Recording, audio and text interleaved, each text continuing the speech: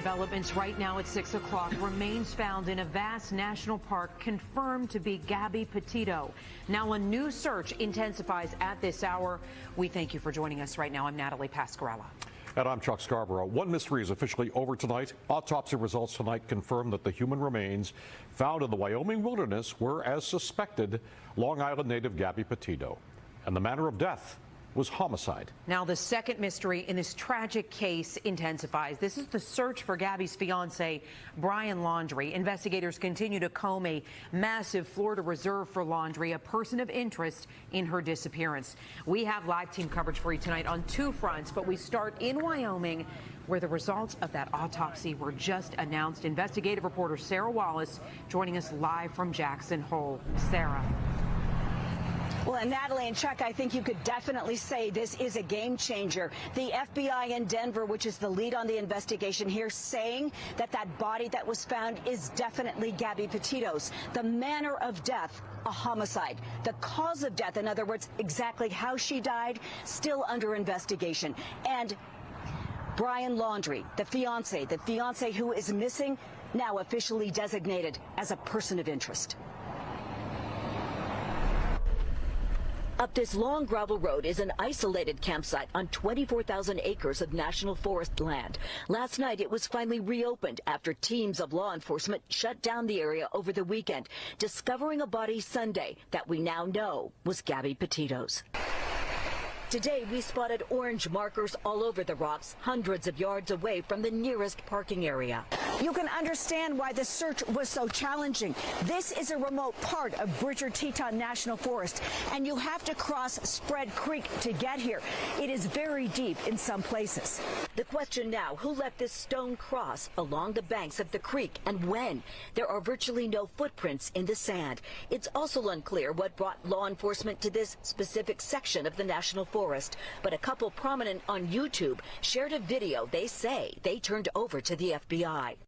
But here it is on the left, so. And I slowed it down so you can possibly see it a little bit better. Jen and Kyle Bethune said on social media they were in the area in late August and recalled seeing a white van that matched the one being driven by Gabby and her fiance. Her body found on Sunday, not far from the location they identified. We were heading back on this long dirt gravel road. And we came across a white van that had Florida plates, a small white van. We were going to stop and say hi because we're from Florida too, but the van was completely dark. There was nobody there. This part of the investigation still very much ongoing. The FBI is asking that anyone who may have seen the couple or their white van between August 27th and the 30th get in touch with them. Still unclear at this point when Gabby's body will be released to her family to bring her home to Long Island. Live from Jackson Hole, Wyoming, Sarah Wallace, News 4 New York. Sarah, thank you. Now, obviously, these autopsy results could change investigators' approach to the search for her fiance, Brian Laundrie, and the search for him is intensifying. News 4's Paisley Cheng is live in Venice, Florida, with the latest on that side of the story of this two-part investigation. Paisley? Yeah, Chuck, it's really unclear at this point how the search will change. I mean, he's been a person of interest here in Florida all along, but now it's the FBI who's calling him that. And late tonight, Brian Laundrie's family attorney issued a one-sentence statement about the news that she was murdered. May Gabby rest in peace. New video of the search obtained by NBC News shows just how treacherous it is to search inside the Carlton Preserve. From above, you can see how dense it is, spanning over 25,000 acres. This is where authorities are looking for 23-year-old Brian Laundrie, believed to have gone into this park last Tuesday, days after his fiancée, 22-year-old Gabby Petito, had been reported missing. Terrain's very difficult. Essentially, 75% of it's underwater. We're expecting to get wet by the end of the day and check the entire area for Brian Laundrie. The teams needed all-terrain vehicles to navigate the 25,000-acre preserve because of the notoriously difficult landscape and drones when they can't.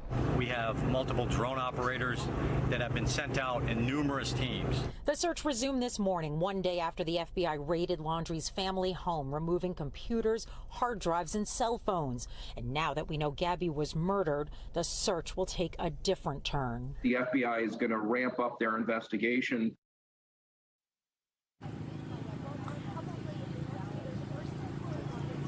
And they've been searching all day long. But police say nothing has turned up yet. And it's still not clear what they will find here or if Brian could have survived in these conditions. Like they said, it's 75% water. In that water, they have gators and poisonous snakes. We are live from Venice, Florida tonight. Paisley Cheng, News 4 New York. Paisley, thank you. We'll continue to stay on top of the story for you.